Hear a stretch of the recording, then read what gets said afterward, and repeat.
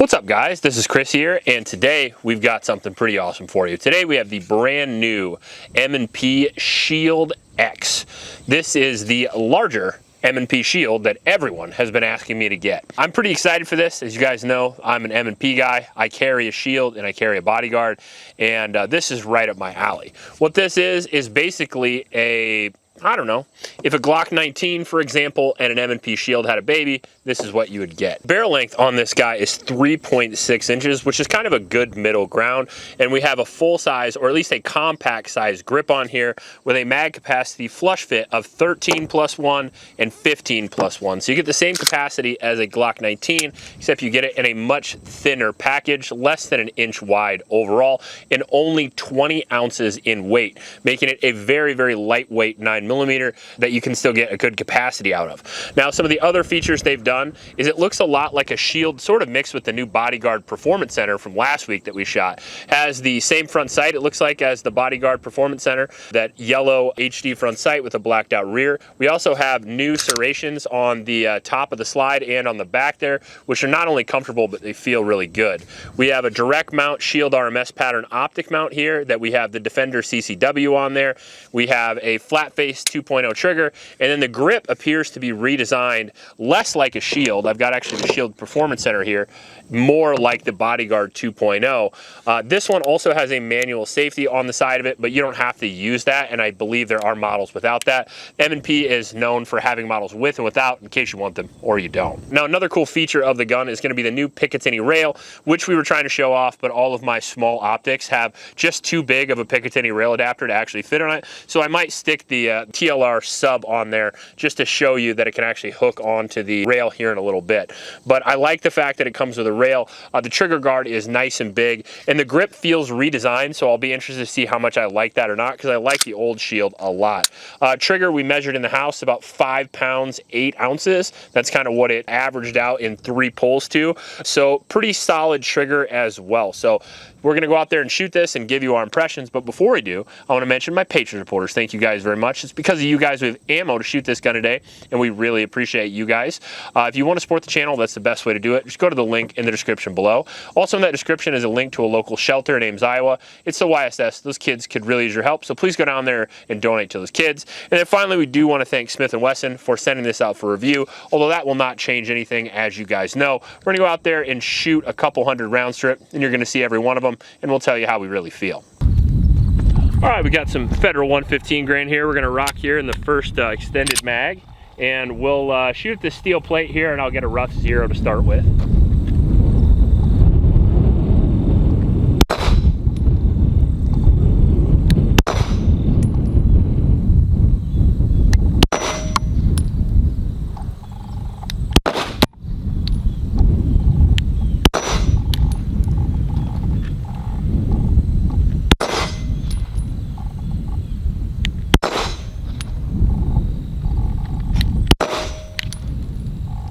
Feels good so far.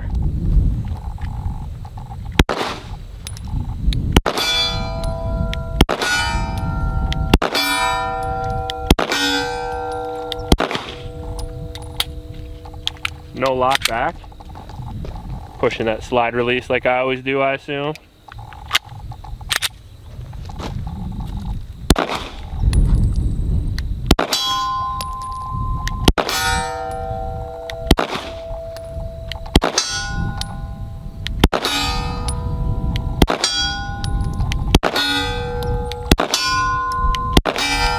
Getting used to the trigger. I've shoot so many 2011s that usually the first couple of mags are just me getting used to the new trigger of the gun. That's what happens when you shoot a bunch of different guns. They're all good, you just have to get used to them, you know?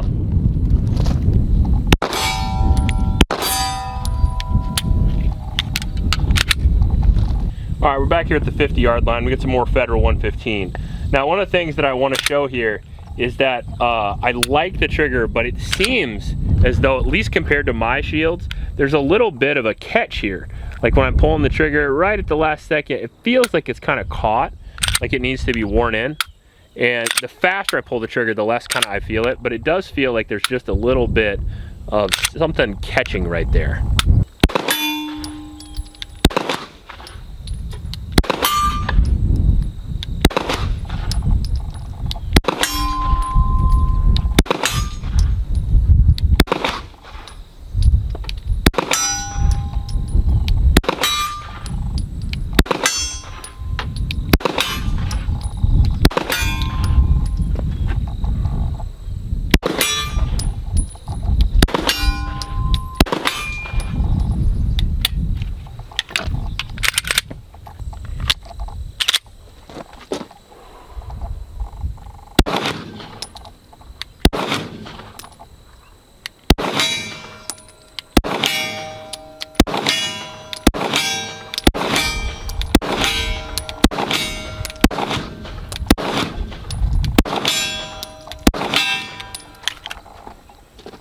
Pretty accurate for a little gun.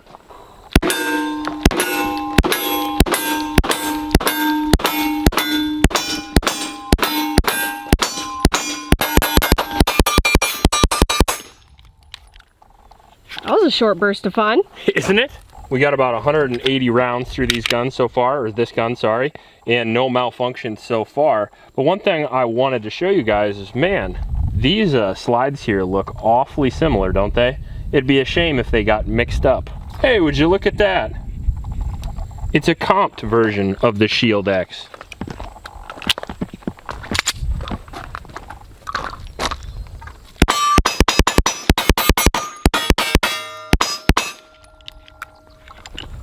I don't hate that.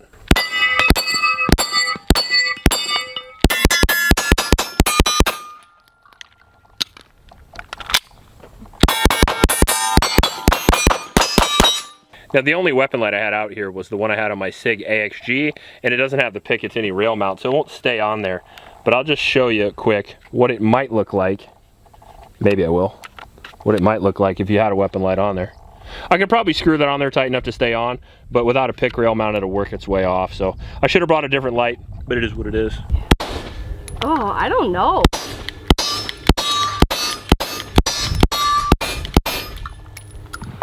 Womp womp, short little mag.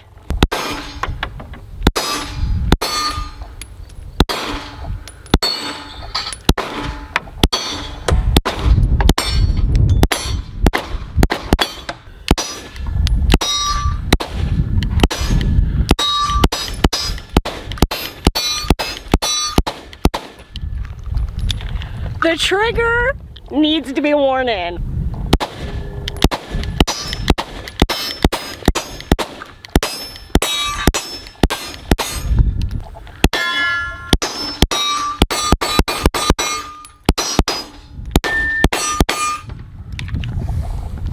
I didn't think it was that bad. Okay, maybe I'm just too used to fancy guns. That's probably it.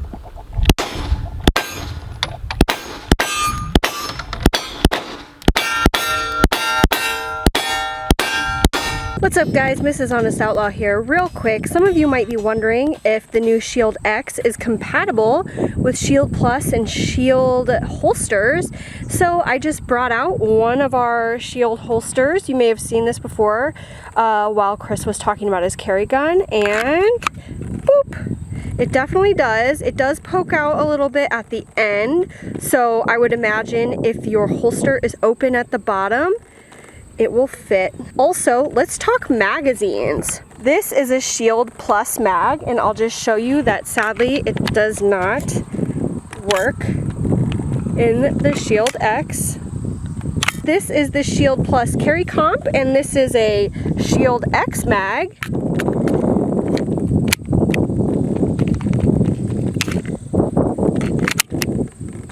Look at that. All right, well, that went as expected. A little over 200 rounds down through this gun now, and no malfunctions whatsoever. Now, all of that was shot with 115 grain FMJ, a little bit of Blazer, a little bit of Federal. The gun itself shot really well, shot as well as I think it could for a small gun. Now, remember when you get one of these, it's a bigger small gun, but it's still a small gun. It's like getting a Reflex XL or a SIG 365 XL. They're still a little bit snappy because they're so lightweight and they're so small. It has a little snap. Now, this one is a little bit bigger than something like a Shield or a 365 XL, in my personal opinion. The grip has a little bit more circumference to it, which I like a lot. Gives me a little bit more space to put my hand. That's what I've always liked about the Shields. Now, that being said, this one does feel a little bit skinnier than the previous Shield, as you can see here. They narrowed down the part where the trigger reach is. I feel like this back strap might be like slimmer here, but I feel it like really pressing into my hand. Okay. I'm not sure which one I prefer better, because although I like this one a little thicker, I like that this one's a little longer.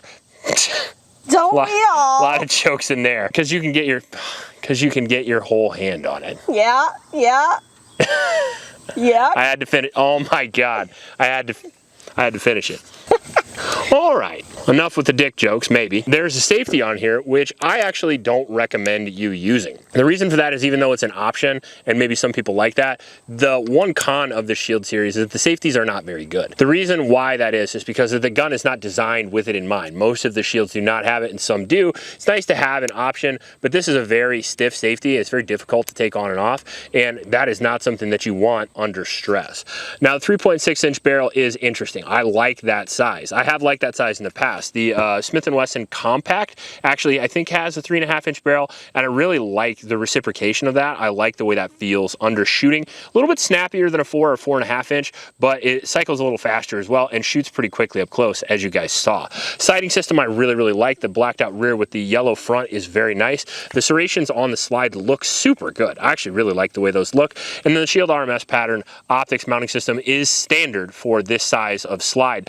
The slides that are thinner than 1 inch, they're just not thick enough to put a large optic on very reliably. The bottom of the optic sticks out, or the sides of the optic stick out, I should say. So if you wanted to put a larger optic like an SRO or an RMR, they would be fatter than the slide, so that really sort of defeats the purpose. So I like the optics mounting system that they chose for this. The direct mounting system, in my opinion, is always the most durable anyway, so that works for me.